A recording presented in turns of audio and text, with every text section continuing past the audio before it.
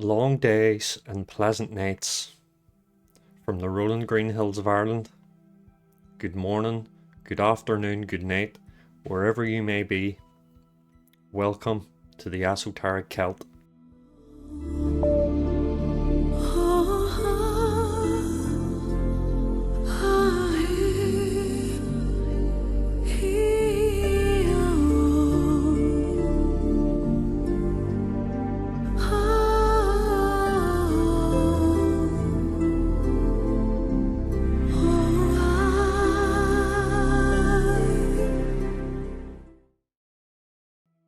One thing that will remain forever watertight and truly unsinkable is her legacy.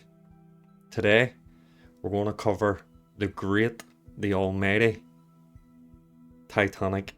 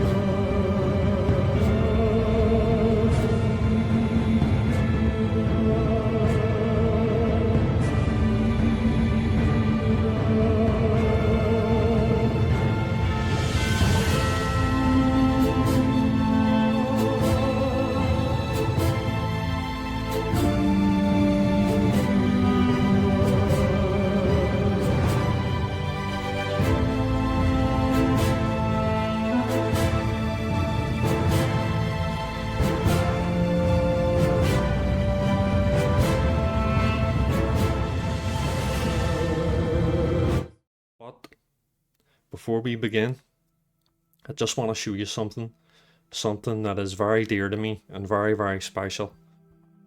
In 2012, in the 100-year anniversary of the Titanic, a brewery company that brewed the same ingredient for the first class passengers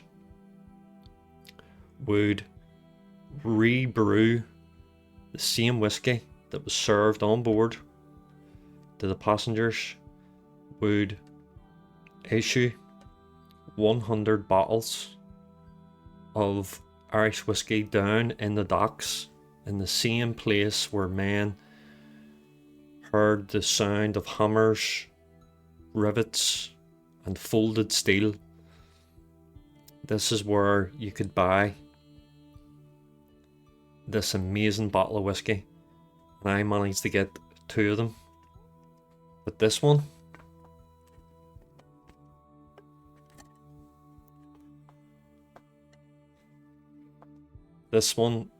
is unfortunately empty, but I do have another bottle and there's whiskey in that, so that will be held for a very special occasion. But this is something I wanted to show you before we began, and it is nice. It is amazing to have the exact same whiskey that was served on board. Very, very, very special. So, this is my first video, and please forgive me for any choppiness, but I'm going to try my best, and I really hope you can subscribe. Just press that wee subscribe button, it really means a lot, and jump on board. Let's cover the entire story together. And if there's anything that I've left out or any mistakes, please correct me. But I do it because of the love of the ship. I do it for the story. It's an absolute... This is why the ship is so famous, because it covers so many different aspects of history. It talks about humanity. It talks about service, dedicated service. It talks about the lives that were lost, the lives that were saved. It also talks about how design can change history. And what I mean by that is that the ship changed the world in so many ways that maritime history was affected, and things were changed at such a rapid rate that many lives were saved after the Titanic being sank. I do want to get into the background and the origins of the Titanic, because I don't see a lot of people talking about the origins of Antrim and Belfast. And where Antrim gets its name from is two words, an, trim, and what Antrim translates into the Irish language or Gaelic is an meaning lone and trim meaning ridge. So it means lone ridge, or some people have said that it means the ridge and trim. But Sean Gaeilge, which is old Irish, is Lone Ridge, and built in Belfast. And where Belfast gets its name from is Bel Firstje in Irish, and Bel Firstje, Bel means mouth, and Firstje is the river Farset, and the river Farset runs through Belfast in the Belfast Loch and connects to the River Lagan, which would famously be related to the ship. So the White Star Line was founded and established in 1845, and it was founded by a guy called Thomas Ismay.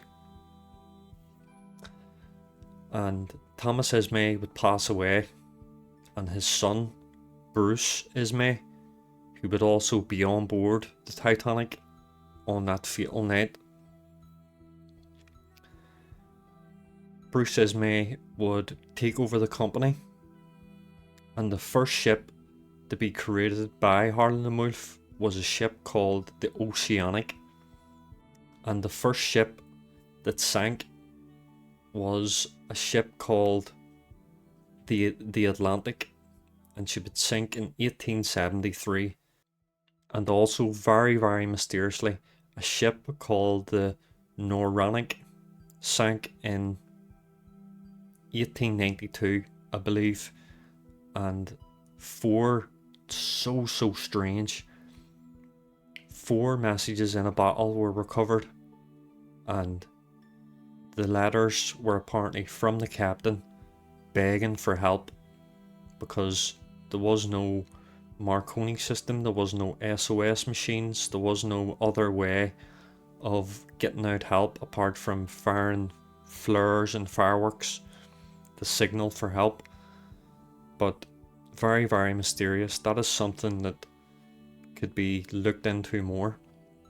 So the Titanic would be built by Harland and Wolff, and Harland and Wolff was founded by a guy called Edward Harland and Wilhelm Wolff, his name obviously from Germany. And Edward Harland would pass away, and when he died, he would hand the company over to a guy called William Perry, and William Perry would be the guy who would spearhead the building of the Titanic. William Perry would employ a guy called Thomas Andrews, and Thomas Andrews would be the designer of these ships. The White Star Line was owned by Bruce Ismay at the time, and Bruce Ismay wanted to build big ships to compete with Cunard Line, and Cunard would be famous for building the ship the Lusitania and the Mauretania, and they were massive ships at the time. So White Star Line and Harland and Wolff knew that they could build ships that could compete with these larger ships, and the reason why they wanted to name the ships the Titanic, the Olympic and the Britannic was the name after the Greek Titans. And as I said previously in the origins and the history, that we have had a fascination with giants. Irish history has a lot of giants in it. Finn McCool and the Dagda, many different giants. Even our hockey team is called the Belfast Giants. So the cranes of Harland and Wolff, Samson and Goliath being the giant in the Bible. So these names have huge meaning, and the name the Titanic still to this day has a relation to anything that is huge or massive, called a Titanic. So that is how much of an impact the names of these ships have made. So this was the reason why Bruce Ismay, the owner of the White Star Line, the reason why he wanted to name these ships after something giant, so it would have a psyche, a mental image of something that was huge and giant, so to compete with Cunard Line. And as I said, the Lusitania and the Mauretania, the Lusitania would be sank by the Germans in World War I, and there's a deep history into that angle. And that ship would also have many Americans on board that would bring America into World War I. And there are some conspiracies and stuff about that ship, but to keep things simple, the main reason why Harland and Wolff was making these ships is because Ireland was so affected by the famine that many people were emigrating and fleeing starvation and the poor to America and other parts of Europe, but mostly America. And these ships would help change America, because Ireland was so affected that America had open arms for the Irish people, and there was a lot of discrimination with the Irish because we were fleeing the America in such huge numbers that it was changing America, it was changing the demographics and changing the landscape. And still to this day there are millions and millions of descendants of Ireland through the ships of the White Star Line and the Cunard Line. Bruce Ismay wouldn't really have much say in the way they were created. He would just be the guy to produce the money for these ships. And Harland and Wolff, they promised that they could build the ships that were demanded, and Harland and Wolff actually destroyed slipways in order to construct new slipways for these massive ships, and the task was absolutely massive. Bruce Ismay asked Peary who could design these ships, and William Peary said there's one man who could design these ships, and it is a guy called Thomas Andrews. 3 ships were ordered: the Olympic, the Titanic, and the Britannic. And the Olympic would be named 400, the Titanic 401, and the Britannic 402. And the building's down in Belfast docks right now. These 3 ships would make up the shape of the Titanic quarter building, and there is some amazing things that I'm going to tell you about these buildings that I discovered through my research. Construction would begin in October 1908. On Wednesday, the 31st of May, 12:15, the Titanic would be finally constructed and slip out of the slipway into the Belfast lock, and she was built up with sheets of steel, hammered rivets,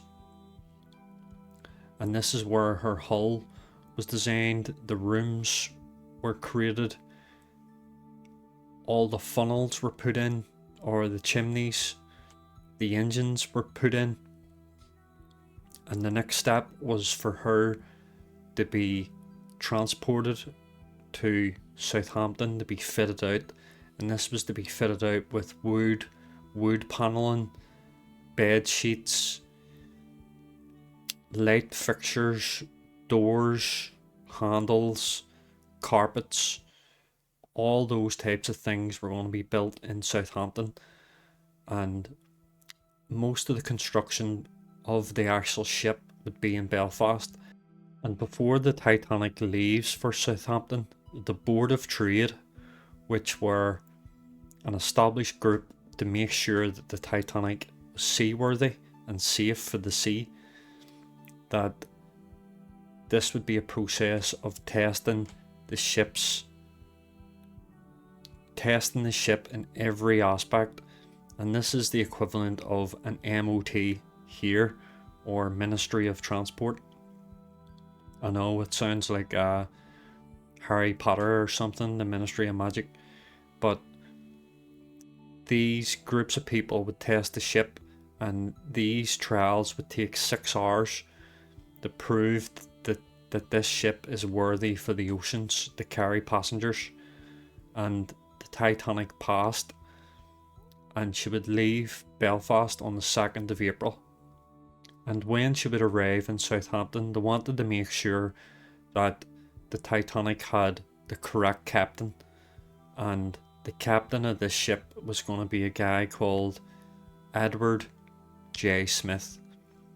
And Edward J. Smith would have a long history with White Star Line, and he also captained the Olympic, and the Olympic would be involved in a huge crash. And as I said, I don't want to get into the story of the Olympic. I want to focus on the Titanic here, and I will do a dedicated video on the Olympic, but I only mentioned these ships because these ships were all created as sisters, so they do deserve the mention in this video. But I'm going to focus on the Titanic here.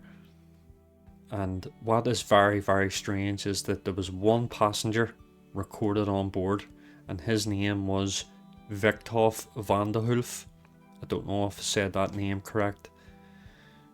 Can you imagine being that one passenger on board that ship, just walking around a silent, empty ship, and all you can hear is the clattering engines and the turbines, and the mute silence must have been very eerie.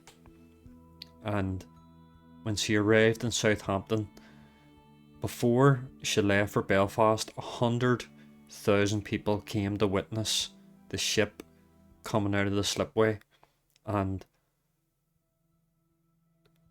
20 tons of soap was used for the Titanic to slip down the slipway out on the Belfast lock. And can you imagine being there to witness that, to see the biggest ship in the world sliding down and going out to sea? And it just must have been amazing. So when the Titanic arrived in Southampton, she would receive £75,000 of meat, £11,000 of fish, £80,000 of potatoes. You gotta have those potatoes for the Irish passengers. 40,000 eggs, £10,000 of sugar, 70,000 heads of lettuce, 250 barrels of flour, 60,000 apples, 1,500 gallons of ale,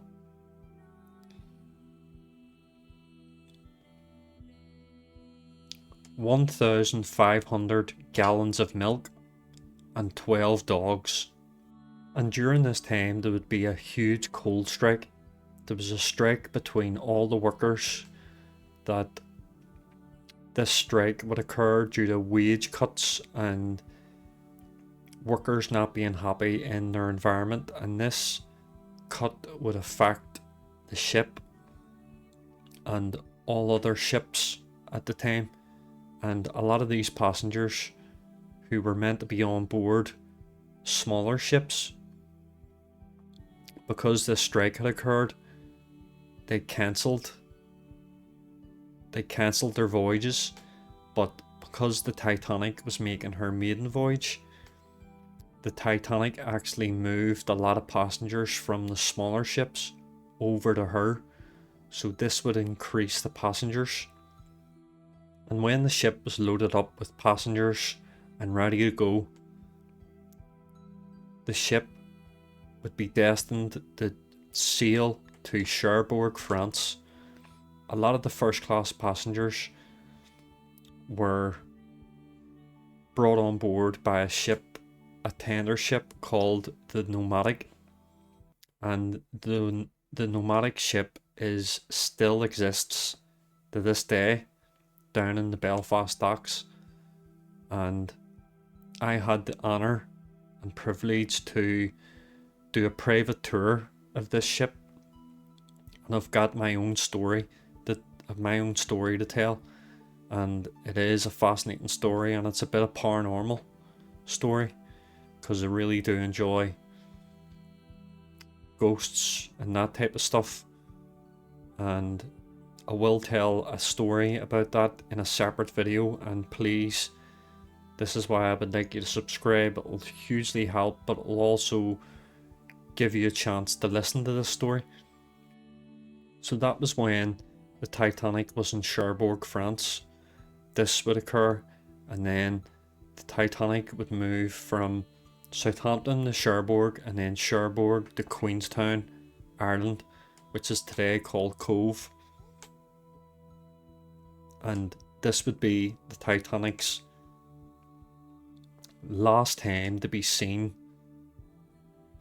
at scene. This would be the last time the Titanic would be seen harbouring and letting off passengers and letting passengers on.